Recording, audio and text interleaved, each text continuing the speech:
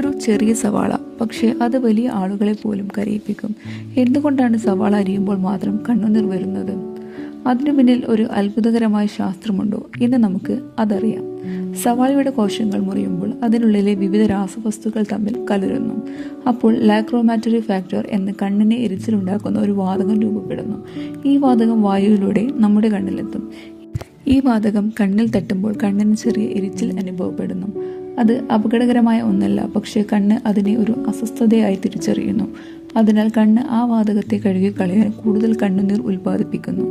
അതിനാലാണ് സവാള അരിയുമ്പോൾ നമ്മൾ കരയുന്നത്. കണ്ണുനീർ കുറയ്ക്കാൻ എന്ത് ചെയ്യും എന്നല്ലേ നിങ്ങളിപ്പോൾ ആലോചിക്കുന്നത്?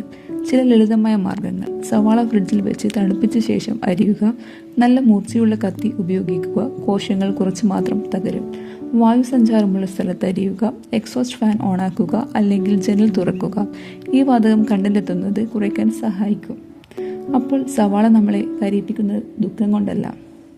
സവാള മുറിക്കുമ്പോൾ പുറത്തു വരുന്ന ഒരു പ്രത്യേക വാതകത്തിൽ നിന്ന് കണ്ണിനെ സംരക്ഷിക്കാനാണ് നമ്മുടെ ശരീരം കണ്ണുനീർ ഉണ്ടാക്കുന്നത്.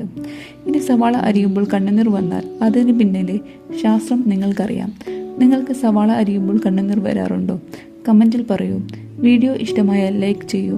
ഇത്തരത്തിലുള്ള രസകരമായ മലയാളം ഫാക്ട്സ് വീഡിയോകൾക്കായി ചാനൽ സബ്സ്ക്രൈബ് ചെയ്യാൻ മറക്കരുത്.